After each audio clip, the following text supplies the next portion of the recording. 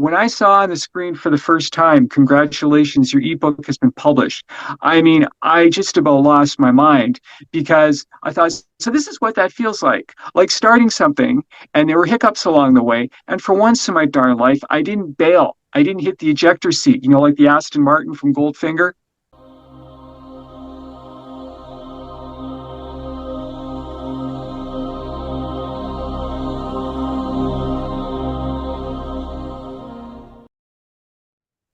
John Leister, thank you so much for joining us today. I am fascinated by your story, and I'm not going to share it because I prefer that people hear it directly from you. So we're just going to dive right in. If you could just tell the audience a little bit about your background and what led you to where you are today. Okay, thank you so much, Natasha. Well, it's great to meet you, and I appreciate this opportunity. I'm John Leister, as you said. I'm 59. And I live in Vancouver, British Columbia, Canada. I was born in 1965, and when I was a boy, I was a huge comic book nerd. Now, I don't want to stereotype Canadians, but most Canadian boys are very passionate about hockey. And that didn't come with me to this corporeal body. I didn't care about sports. I had nothing against them. I was just into science fiction and fantasy and comic books. And so I spent much of my childhood kind of lost in my own world, and still to this day in some ways. I wanted to be a comic book artist. I was really passionate about drawing. I drew every day for about 3-4 hours. I don't know why I gave it up. I guess I was a little too extroverted at that time. And then after high school, I tried acting. This was in the mid-'80s, and the film and TV industry in Vancouver was really booming. And there was an acting school called the Breck Academy. And there was an American Western called The Big Valley from the 1960s. And one of the stars of that show, Peter Breck, he came to Vancouver and he started an acting school called the Breck Academy. So I was in my early 20s. My life was really going nowhere. So I tried acting for a couple of years. And I was going for it. I had an agent, and I was going to auditions. I got to meet Richard Dreyfuss and Lee Hacklyn. They came to the Academy. Those were really exciting experiences. I was an extra in Rocky IV. The big fight at the end with Ivan Drago was shot at the Agrodome in BC, and there was an open casting call, and me and my buddy went, and me and my buddy Jeff went, and we had a great time. I always felt that I was meant to do something artistic with my life, and I gave up on acting because, unfortunately, I developed psoriasis, which, as you may be aware, is a very common skin malcondition where some of our bodies generate much more dry skin than normal. I don't mean to gross you or any of your listeners out, but my skin just got to be so bad. Like literally pieces of skin were coming off my face, and I was feeling less like a human being and more like a reptile. Now, recently, it's abated very much over the last couple of years. I discovered a new shampoo called SebCure. It's absolutely amazing. And also, psoriasis is mitigated by other factors such as stress and low self-esteem and a poor diet. I used to be very overweight. I used to weigh anywhere from 235 to 250 pounds. And so when I was taking acting classes, I was doing some writing back then too. I mean, when I look back at my life, the one constant, like the one sort of beat that's been recurring again and again has been writing. I was writing scenes for my acting partners and monologues. And very often I would go to auditions and the casting directors would say, I've never heard that monologue before. I said, that's because I wrote it. And they always seemed to be impressed by that. So I've been a security guard for the last 35 years, believe it or not. That's still my bread and butter job. And in 2019, my life changed. And what happened was I just hit a wall. I was overweight. I was unhappy. I was depressed. I'd been in therapy for a year, and I found that to be very beneficial. I read a ton of self-help books. I was trying to fill my head with as much positive information as possible. Anthony Robbins, Awaken the Giant Within, and Unlimited Power. And I looking back, I don't feel like doing all of that stuff was a waste of time, because I'm actually implementing that stuff now, better late than ever. So what I did in 2019, and I don't mean to be pushy or preachy about this stuff, I'm just sharing my story, Natasha. What I did was I took a leap of faith. I reached out to God, real, or if I'm talking to myself right now, but I realized that I'm the kind of person that tries a little bit harder when I have it in my mind's eye that someone who loves me and accepts me unconditionally for who I am is rooting for me, kind of like Yoda in Luke Skywalker's rucksack, to make at least some effort towards self-manifestation.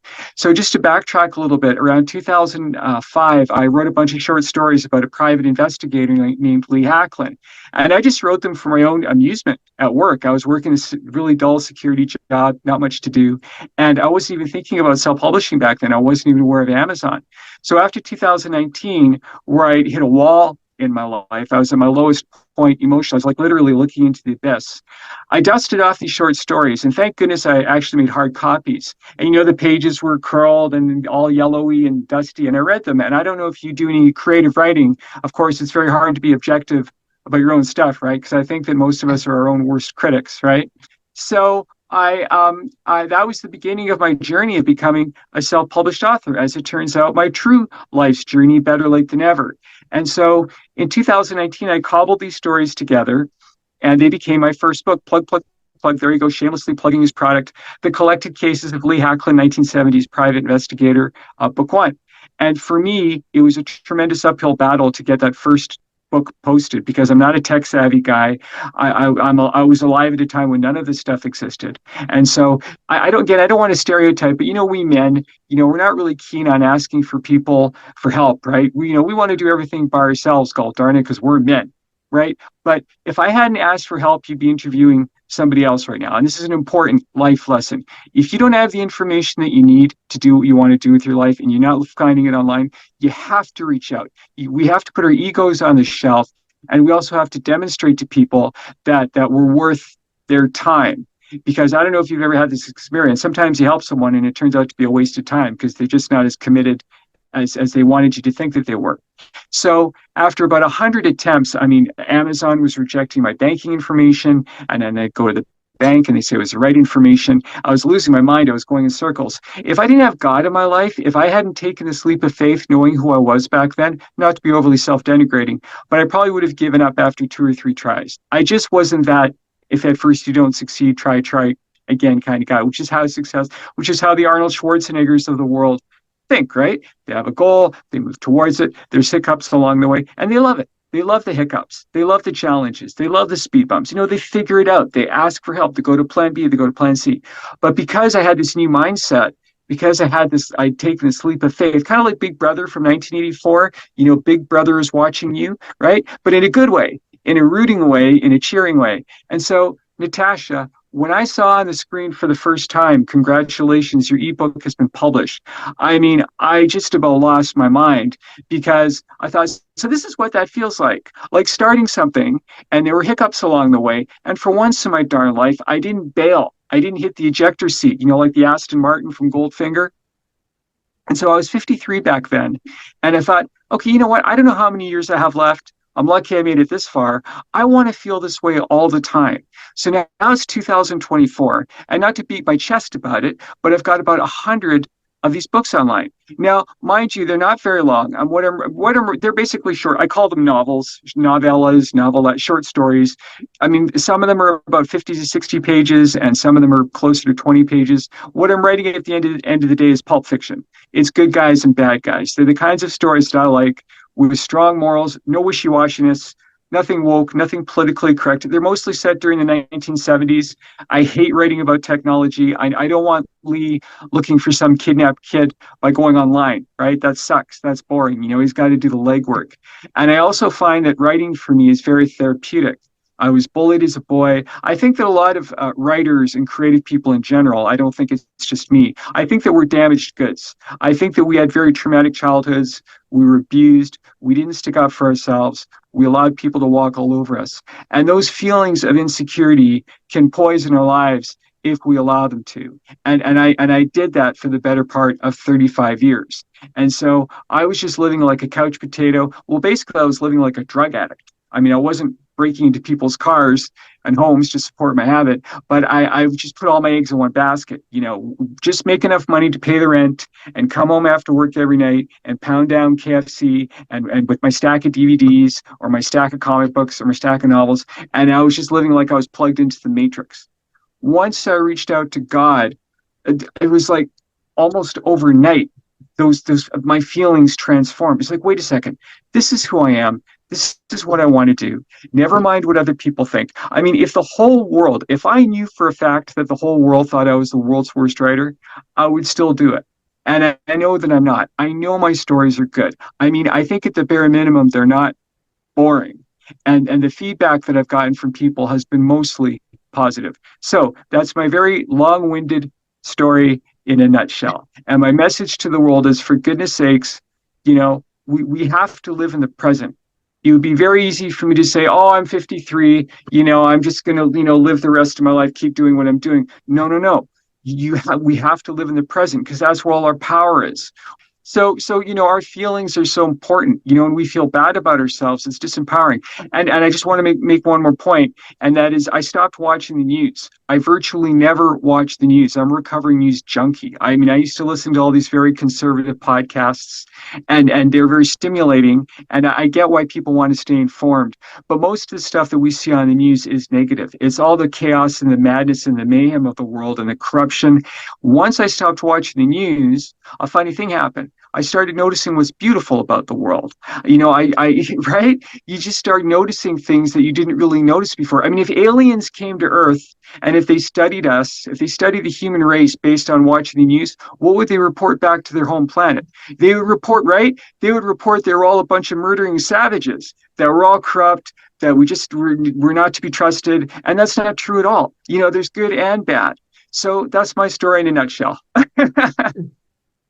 It's a fascinating story. And I have thank you so much. And I have a Facebook group page called Johnny's Way. I just crossed the 900 mark the other day. And I actually took a picture of myself holding a book by an author named Mike Madden. He's a very successful, this guy sold millions of books. He writes the Jack Ryan series. He's one of the writers that took over from Tom Clancy after Tom Clancy passed away.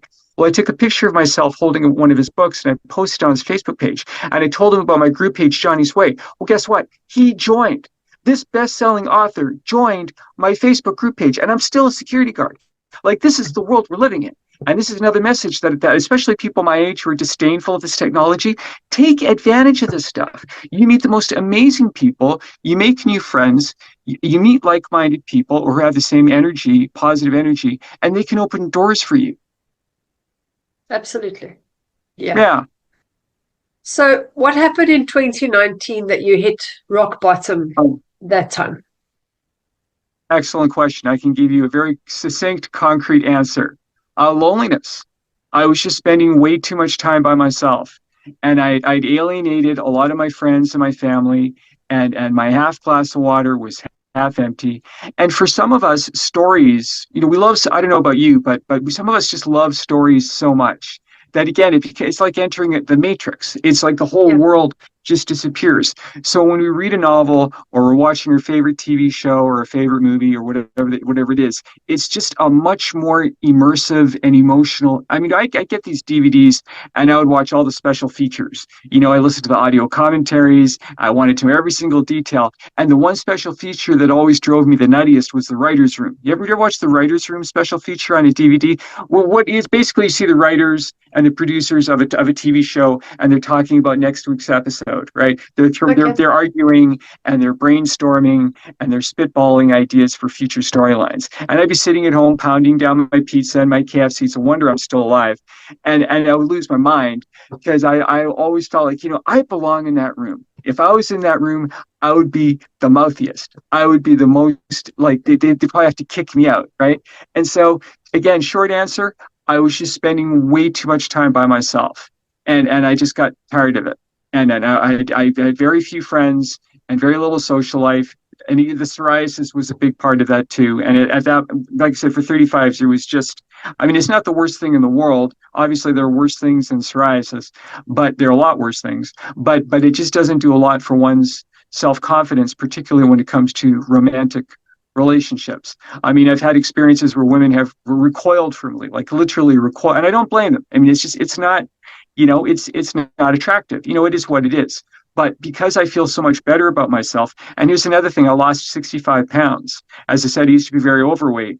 And after I reached out to God and made a choice to accept myself and to love myself, and by the way, it's not narcissism to love yourself. There's a huge difference between the two, right? To love yourself and to accept yourself is motivating. And it's all about motivation. It's all about having a mindset that motivates us to have faith, to actually do whatever it is that we want to do with our lives versus procrastinating. Oh, I'll do it next year. Oh, when the stars are aligned, oh, I'm not ready. When I started making these changes in my life in 2019, I reached out to so many people like old friends. It's like, hey, let's do a podcast. Let's do it. Let's do it. No, I'm busy. No, I don't want. No, I got stuff going on. I reach out to like 30 people, like as diverse a group as you can imagine, men and women. They all turn me down. And these are people that I had the most amazing conversations with about pop culture and movies and all the geeky stuff. They all turn me down. And I don't blame them. It's up to them.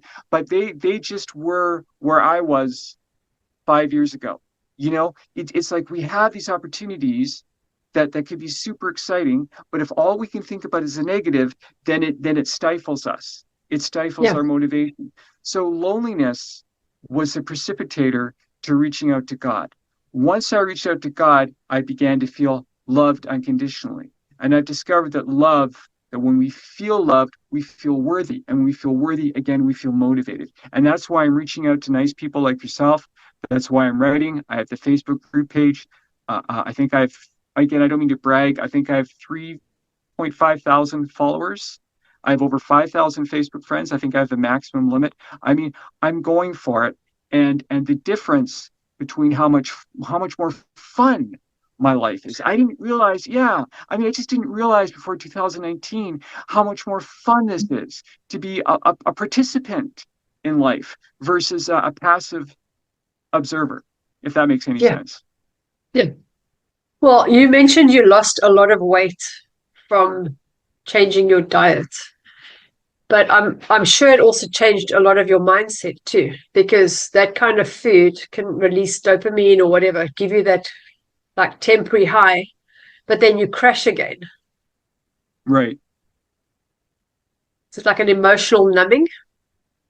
It's that's a very good point. When I was in therapy, I had an excellent therapist. He said to me, when we go through life flip-flopping all the time, as you said, like feeling great 1 second and then feeling lousy the next, bipolar, however you want to call it, it's Yeah. very draining, right? It makes us feel tired.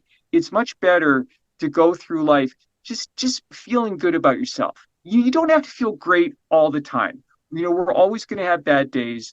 We're always going to have unpleasant experiences with people, who are not all sunshine and rainbows. We get an email from the government. It's like, hey, we want to audit your taxes. You're not going to feel great about that. You just accept in advance. And this is the nice thing about getting older. I feel that the older we get, we have this library of experiences that we can fall back upon, so that when our lives do go kerflooey, and I've had some very recent episodes lately. And again, I like talking about this stuff because it's a part of my continuing therapy. I have to remind. It's not like I'm like the Dalai Lama or something. No, no, no. I'm recovering all the time. I have to remind myself of this stuff all the time because I still stress out over certain things. I still worry sometimes. I just remind myself, hey, life is too short for this. You have a problem, figure it out. You need help, ask for help, right? You don't sit and stew and fume. Captain Kirk doesn't go running to the liquor store when the Klingons attack, right? We have to face our challenges head on and accept in advance that things aren't always going to go exactly the way we want them to. The most important thing is that we don't give up, right? You fall off the Yeah. horse, you get back on. And it's worth it. It's all worth it. And I have it in my mind's eye that there's going to be a Lee Hacklyn streaming series on Netflix. I have it in my mind's eye that my books are worthy of media adaptation. And that's why I'm doing these podcasts. I mean, it is about self-promotion, but I also like to think that I'm inspiring other people, particularly people who are my age, because I'm 59 now, who maybe feel the way about themselves that I felt about myself back in 2019. It's the easiest thing to surrender. It's the easiest thing to throw in the towel. And you know what? That's not the way that we're meant to live our lives. We're meant to be Yeah. players. And if we fail, then at least we tried and we learn from the failure, right? And then we try again Yeah. with new information. It's a good way to go through life. And better Yeah. late than never. I mean, as If you, long as I think as long as you have some cognitive ability. I mean, look at Christopher Reeve. He fell off his horse and he was one of my absolute favorite individuals. And he had his horse riding accident where he was paralyzed from the neck down. And yet he continued to live his life. I think he lived for another 10 years after his accident. He continued to act. I think he directed a couple of movies. I saw him on an episode of Smallville.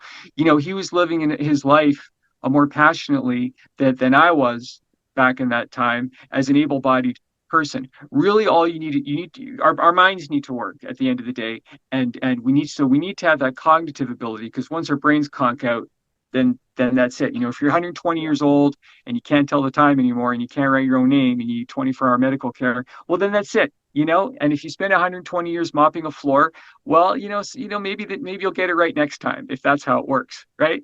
But like as you said, we just have to live our lives in the present and have faith that what we're doing is worth the time, it's worth the energy for our own spiritual well-being. Yeah. And if 10 years from now I'm still a security guard, and if I'm still going to be writing, I'm still going to be cranking out these stories because it's my bliss. And I've discovered over the last 5 years that here's another important point. I feel if you have to will yourself to do something, then you probably shouldn't do it. Well, whatever it is that you want to do with your life, it should come naturally. And I've discovered that writing for me is as natural as eating, sleeping, and breathing. I mean, every time I open my notebook, like writer's block, what is that? Well, what is writer's block? I've never had this experience. I mean, it takes a while for the engine to get heat up sometimes, but usually I'm able to crank out at least 1 or 2 pages in my dollar store notebook almost every day. And on a good day, maybe 5 pages. And I don't claim to be good at it, but I can do it. I can generate it. And every time I write, I make myself laugh. I mean, Lee is my avatar. Lee is my alter ego, right? And I think a lot of writers do. It's a wish fulfillment. I think, Ian Fleming did that when he created James Bond, or Tom Clancy when he created Jack Ryan. We're creating cooler versions of ourselves, right? Lee is much more handsome. Lee has more hair than I do. He's younger. He's much more debonair with the ladies, right? But he has my sort of wisecracking and sardonic attitude towards life, and he has a good heart. He has a good heart, and he likes to help people. So it's also very therapeutic, and it's a kind of purging too. Because as I said earlier, I was bullied a lot as a kid. I was a Charlie Brown kind of kid. I just wanted to be everybody's friend. And I was a big kid. I was a big strapping lad. And I was just most of the bullies were much smaller than me. And they had a time of their lives just pushing me around because they never stood up for myself. So writing these stories where I create these very unsavory characters, I mean, my villains are just awful. I just come up with the most awful people. And Lee is ruthless with them. He puts them in his place because he's a good guy. I mean, this is what I was meant to do with my life. And again, better late than never. So that's my story. That's pretty much it. Oh, I have a YouTube channel. My YouTube channel is John Leister. And I recently, my brother Paul Bale, he started a podcast recently called The Canadian Bro Show, which I co-host with him. And we've done 8 episodes so far, and they're on YouTube. And we just talk about the movies that we grew up with and our shared experiences. And so that's basically it. That's the whole shebang. I guess you have to say they bang. You can't say she bang. That's not acceptable in 2024. Yes. Have you seen Jumanji, the new one? So that's pretty much it. The movie Jumanji? No. You haven't seen it? No. Oh, well. Is that a movie? Yeah. So what happens is these children are playing a computer game, which is called Jumanji, and they'll end up going into the game. And whatever their avatar was, they become that avatar. So they'll have the strengths or the weaknesses of that avatar. So the one is a professor, the one is an Amazon lady. And it's really quite interesting because they have to obviously win the game or they can't get out of the game. I see. Okay. I saw the original back in the day. Yeah, this is the new one. It's totally different. Right? Totally different. Yeah. Yeah, but quite something. But that's what it reminds me of. How you living your life through the. That's what writers are doing. We're creating worlds that make sense to us, right? I think that's what Gene Roddenberry did when he created Star Trek. To me, I'm a huge Star Trek nerd, the original. To me, Star Trek is not so much about spaceships and Klingons and all that kind of stuff. It's more about presenting a gold standard of what human beings can be. And I love the Brady Bunch too as a kid. And it broke my heart that people made fun of those shows because I'd be like, these people are wonderful. I would love to hang out with the Bradys, And again, Captain Kirk, right? I just love his decisiveness and his charisma and his cheerfulness. They're cheerful. They're the kinds of people that you want to be around because that energy is contagious. And that's the kind of energy that I'm trying to project. I don't, like I said, I still have my bad days. I still have my days where I'm not 100%, but much more so now than before 2019, because now I have something to be proud of. I think that when we have something, whatever it is, whether it's a podcast like you're doing, or your books, or maybe it's a table that you built with your bare hands, when we have, or maybe it's a life that you brought into the world, when we have something that we can point at and say, hey, you see that thing? It exists because I willed it into existence. It helps fuel our self-confidence, and we need to have self-confidence to manifest our visions. Because if we don't have the self-confidence, then the temptations that we all have to deal with temptations every day, right? It might be alcohol or hard drugs, or in my case, with junk food, really. Those temptations become much more intense, right? Because it relieves the pain, it relieves the emotional pain. But of course, but that's just in the short term. It's a quick fix, right? In the long term, we're actually adding to the emotional pain of our lives. And I've known this my whole life, but because I was enjoying myself so much, I just wasn't motivated to make a meaningful change until I hit that wall. I was sick and tired of coming home to my empty apartment every night. And ever since then, my life has changed so dramatically. I was in Australia for 10 days. I have had a relationship since then. It's recently ended. And all my books and the podcasts and just onwards and upwards. And it's worth it. It's all worth it. And I try not to think about I try not to think about the future because the future is unknown. I try to keep my mind rooted. I try to keep my mind rooted on what's within my control. Because the moment we start thinking about things that are beyond our control, which is why I don't watch the news, then again, we feel weak, we feel disempowered. And we need to think in a way that empowers us to be true, whatever it is that we want to do with our lives. And when we do that, we make the world a brighter place. Everyone wants world peace. Well, you're not going to get world peace by watching the news every day. But you will make the world a little more peaceful if you're at peace with yourself. And if you're willing to stick your neck out and step onto the thin ice and show people who you are, show the world what you can do, and inspire them to follow your example.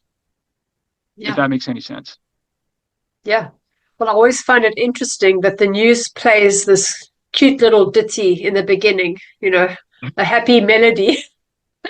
Exactly.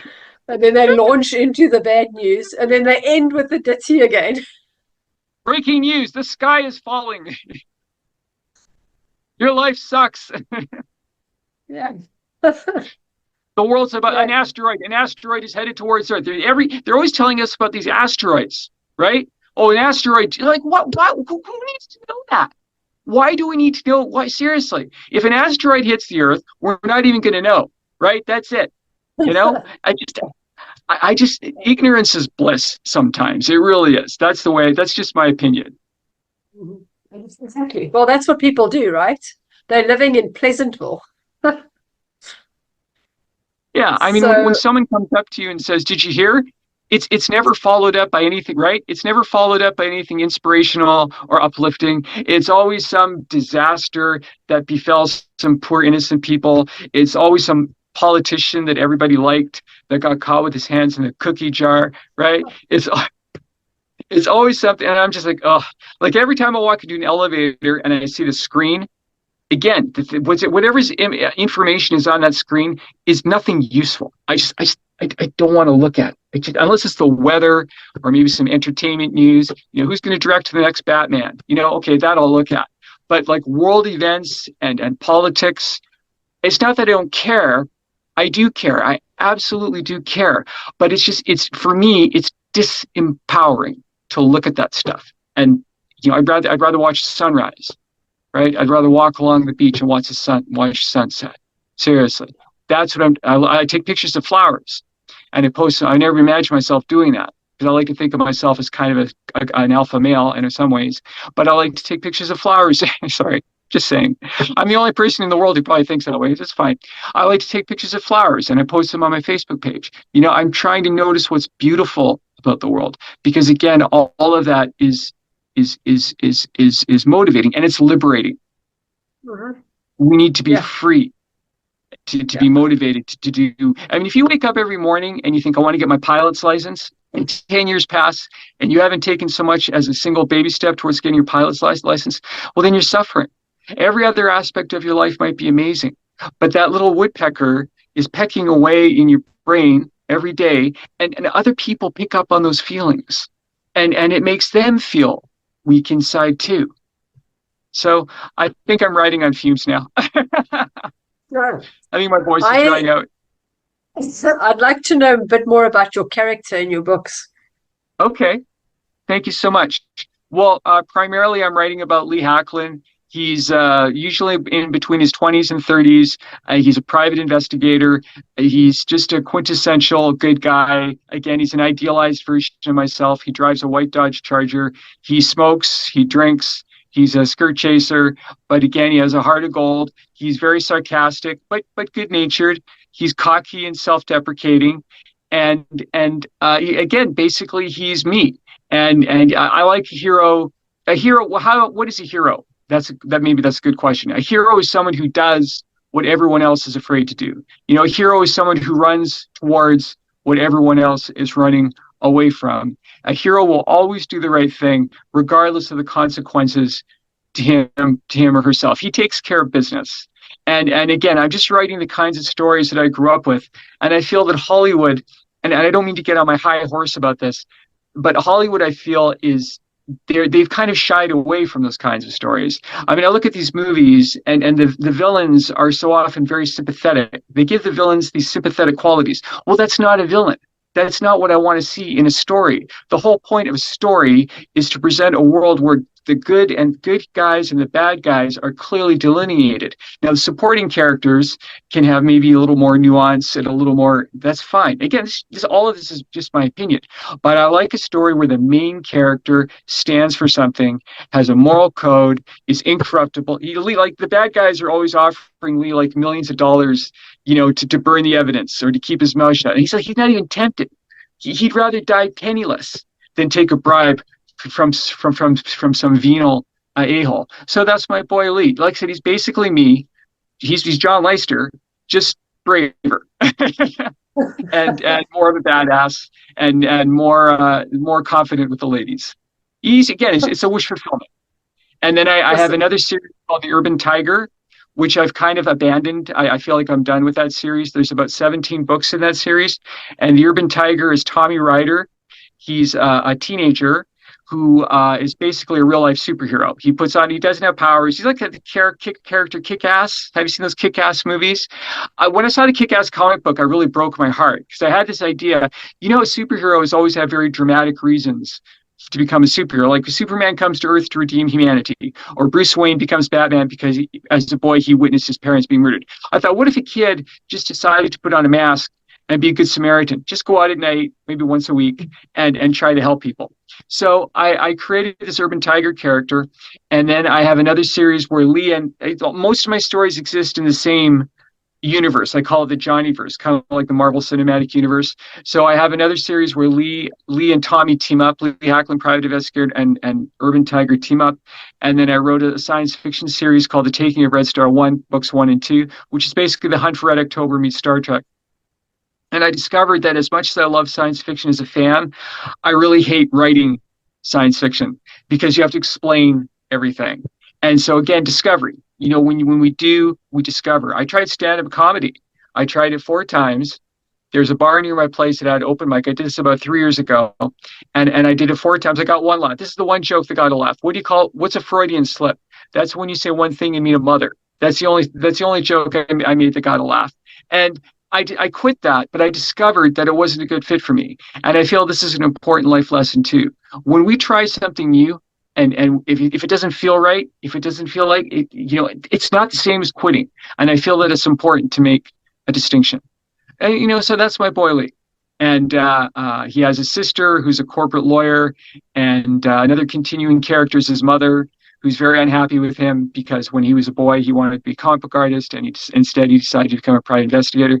And Lee's always injured. He's always got a broken arm, or he's limping, or he's a black eye. He's always injured, and so his mom frets over him. She's a very stereotypical mother-son type relationship.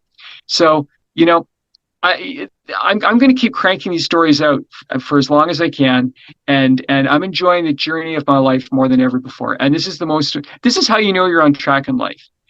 If you can look at yourself in the mirror and wink and give yourself a thumbs up and really mean it with your heart, mind, and soul, then you're on track. But if you're just like, I can't, then you have to make these changes as quickly as possible, because time goes by very quickly. And my getting older and being more aware of the finiteness of time, because when we're young, I think when we're young, we tend to feel immortal, right? We feel like there's always going to be a tomorrow. And then one day you're 45 or you're 55 and you're like, oh crap, I'm going to die someday. Hopefully not today. Again, it's motivating. That's why I'm doing this. It's the difference between living and existing. Yeah. Yeah. Right? Any of us can exist. It doesn't take any effort to just exist, right? You get a job, you make just enough money to pay the rent, but to really live, you have to stick your neck out. You have to take some risks. And again, accept in advance that it's not always going to go the way that you hope that it will, and that it's fine. You just keep, like Rocky Balboa said, we have to take the hits in life. And one of my favorite lines of dialogue of any movie I've ever heard is this: we have to take the hits in life and keep moving forward. And it's the hits that make our lives interesting. I mean, if you watched a movie where nothing bad ever happened to the hero, it would be a pretty boring movie. It would be a pretty dull movie, right? You're right. It's when the hero's life is in danger, right, that it's interesting. So sorry, I cut you off a second ago. What were you saying? I'm sorry.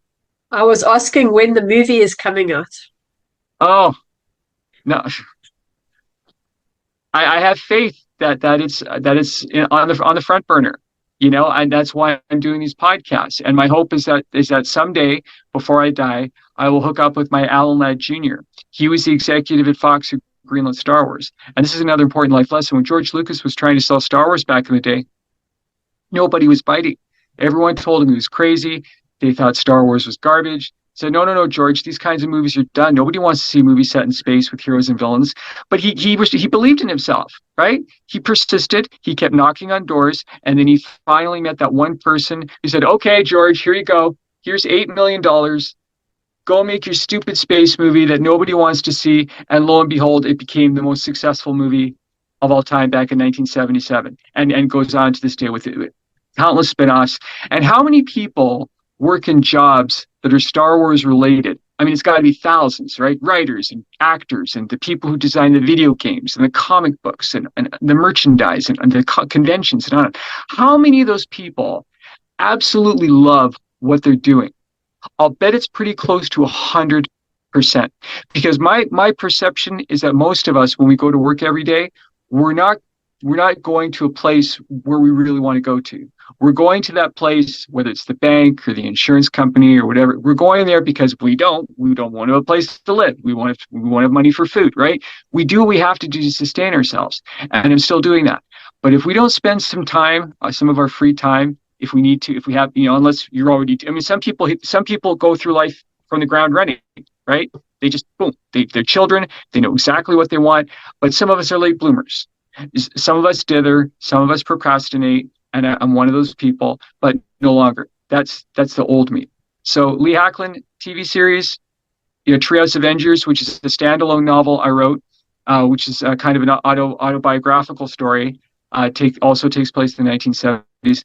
I mean, I want to see that made into a movie or a graphic novel, animation. The whole that's my goal, is to connect with my Alan Ladd Jr. There's got to be one man or woman out there who has the money, who has the power, a Netflix executive, a Paramount executive, who looks at my stories and says, you know what, this is not total garbage. There's something here that maybe we can use. I don't think about being super wealthy. I don't think of myself as a materialistic fellow.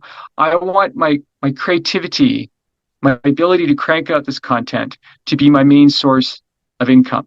That's my goal. And I like to think that I'm moving towards it. That sounds amazing. I think It I'm done. sounds I think I'm amazing. running out of juice. Yeah, but your job as a security guard is ideal because it gives you time to think, to plan, to Absolutely. write. Sure.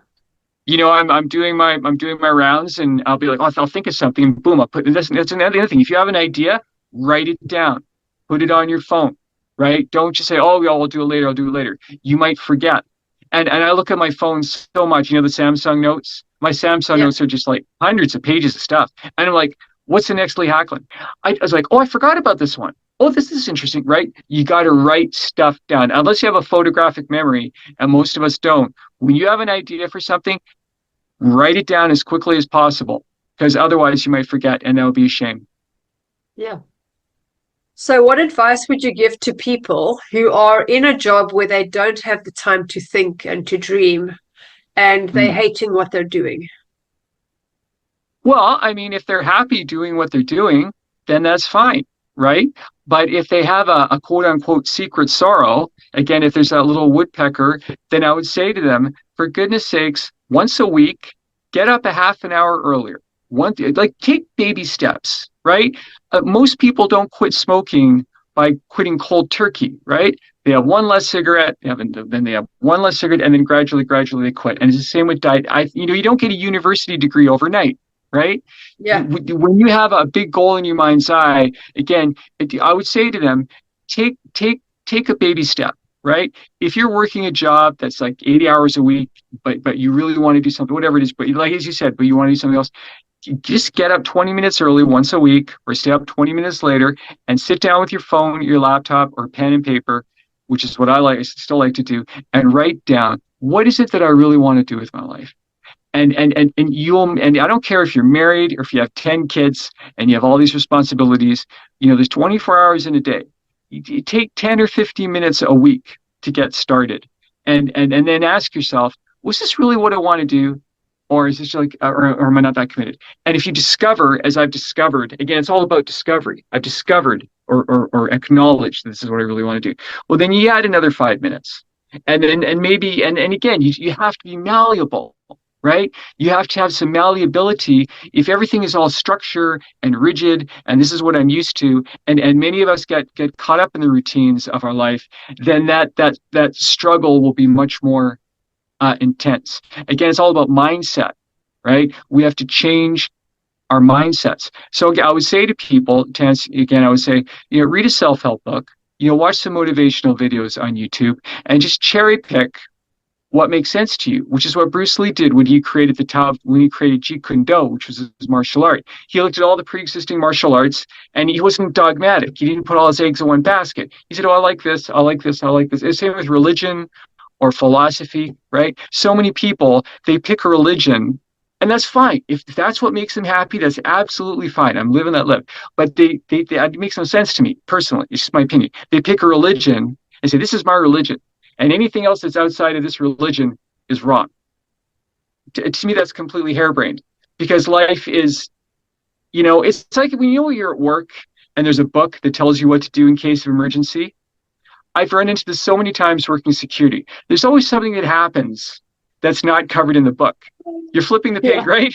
You're flipping, there's an emergency. It's something weird. It's just something completely nuts, right? And you try, well, what do I do? What, it doesn't say. And you're trying to call, and nobody's picking up to get the voicemail. So you have to make a choice, right? You have to make a decision. And it might always be the right decision. But if you have a philosophy, if you have a grounding in your mind, then the choice you make to deal with whatever this nutty situation is, right? But if you're dogmatic, if you're like, oh, this is, then those feelings of panic will become much more intense, and again, just much more disempowering. So I would say to those people, you say, yeah, it starts with a mindset, right? The definition of insanity is doing the same thing over and over again and expecting a different result, right? Well, if you can acknowledge that, well, then that's a step in the right direction, right? But so many people, they're stuck in their egos. Like they'll do a thing knowing that it's wrong, but their ego is their stubborn ego. Like they'll get up in the morning and they'll have a 6-pack of beer. That's like the first thing that they'll do, knowing that they're taking, or they'll stick a needle in their arm. But they're stuck. They're stuck in that groove. And sometimes it takes an event or again, it just takes an awakening to take that step in a more positive direction. And as I said earlier, for me, it was loneliness. If I hadn't had those feelings of loneliness, right, you would be interviewing someone else right now. Because I just came home one day and I started talking to God. I needed to talk. I needed to express myself to someone. I didn't have anyone at that. Well, I probably did. I probably could have made some phone calls, but I wanted to talk to someone who wasn't going to judge me or just accept me unconditionally. And once I let all the stuff out, again, I felt liberated. And that's why I have all these books online now. And that's why I'm not just a security guard and not just a guy with psoriasis. I'm much more than that now. I'm a manifester. I'm a creator. And again, I don't mean to beat my chest about it. I'm not bragging. I mean, I had one guy say to me, "Don't talk about your books. I'm sick and tired of hearing about your books." And that, I know, like that's another thing. Not everybody's going to be on board with your new life. And I've had to distance myself from a few people. But the upside is that I've met some new people like yourself, but I've had to distance myself from a few people who quite frankly, I think I don't know what goes on in their minds. They seem to feel threatened or it brings out their own insecurities that they're not doing what they really want to be doing. It's like, how dare you? Who are you to write a book? Like you're a security guard. That's what you are. That's what you're always going to be. Like they don't like it. And I don't want to be around that kind of energy. I want to be around people who are rooting for me just as much as I'm rooting for them. I love to hear about people's success stories or if they're just starting something new, right? I want to hear that stuff. I really don't want to hear about people's pet peeves. And again, world events. I mean, it's fine. It's fine. But again, it's just all of that stuff is really a tremendous waste of time because it's disempowering. So again, it all starts with mindset. It all starts with how we think. If you can change how you think, right, then you have a chance. But if you're dogmatic, if your brain is like this piece of concrete, then forget it. Then you don't have a chance. And if you're just pointing fingers at everybody every day and criticizing what they're doing, and then that's what you're going to be, right? And I was guilty of some of that too as a younger man. And I reached a saturation point. This is much more fun. Yeah. So tell me your relationship with God. Has that improved, changed, gotten deeper? How would you define that? I see him as my dad.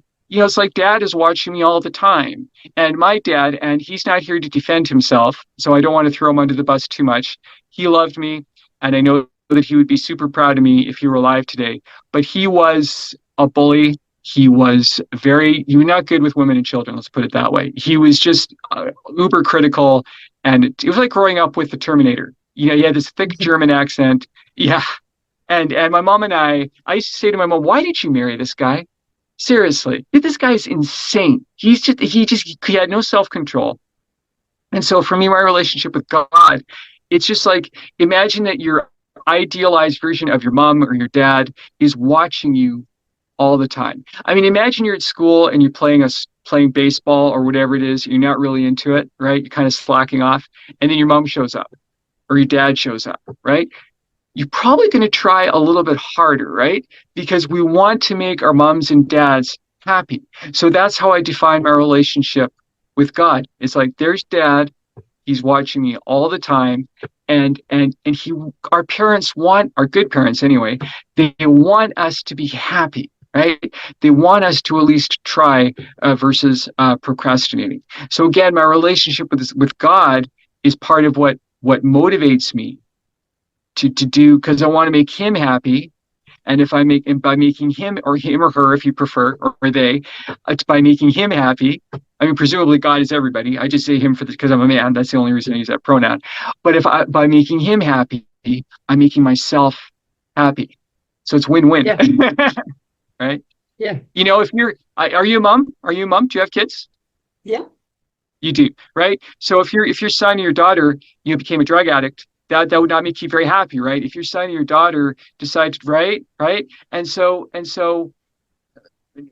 again, it's all about motivation. It's all about that mindset that motivates us, right? to do whatever it is we want to do. And I'm repeating myself now because I'm running out of things to say. So that's how again, as I said earlier, I define my relationship with God as paternal, or like kind of, again, like big brother. It's like I don't know what God is exactly, but he is the wellspring of love and creation. And the other guy, the imp, I gotta call him the imp, his counterpart, because I don't think you can have good without evil. I believe in the devil too, by the way. I don't know if he has horns and a tail, but I don't think you can have good, bless you, but I don't think you can have good without evil. And so the imp is all about darkness and despair. And when we're unhappy, we make the devil unhappy. When we wake up every morning and drink a bottle of Jack Daniels, that makes the devil very happy. He likes that. The devil likes this. Again, this is all my opinion. This is just my opinion.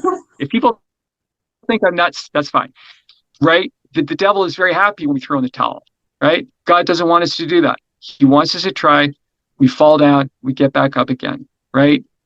And so that I'm done. I think I'm done, Natasha. I have to work today too. Okay. Thank you so much. Well, that's my story. I hope some of it made a lick of sense.